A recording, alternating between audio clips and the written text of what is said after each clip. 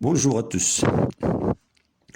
Jean-Paul Sartre, écrivain, philosophe français, né le 21 juin 1905, mort le 15 avril 1980.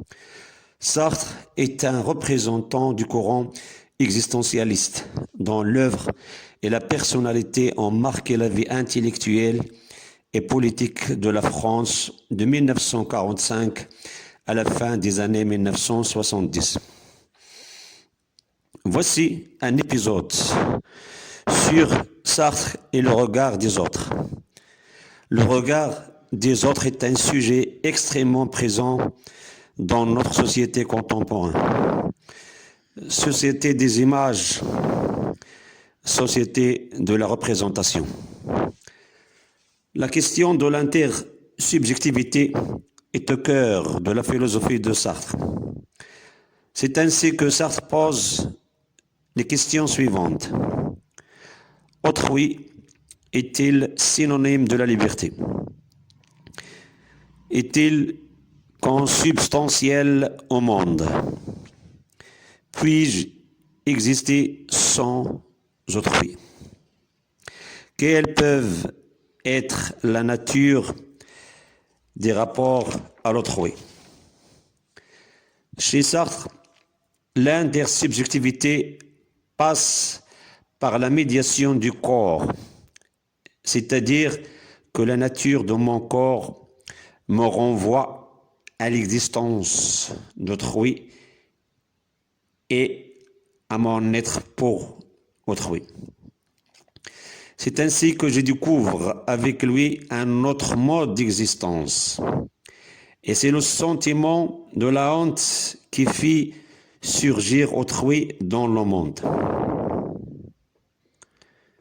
À travers deux scandales, le premier scandale que constitue l'existence d'autrui pour la conscience est qu'on rencontre autrui, donc on ne le constitue pas. Deuxième scandale, autrui me fige.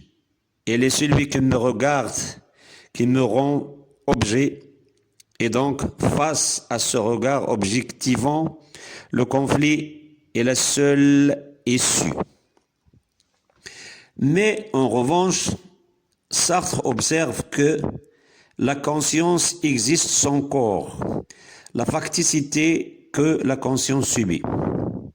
Mais le corps existe aussi pour autrui. Je cite, « Autrui se dévoile à moi comme le sujet pour lequel je suis un objet.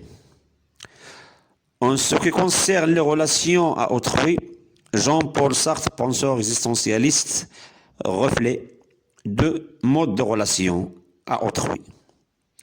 Soit je cherche à utiliser autrui comme sujet pour fonder mon être,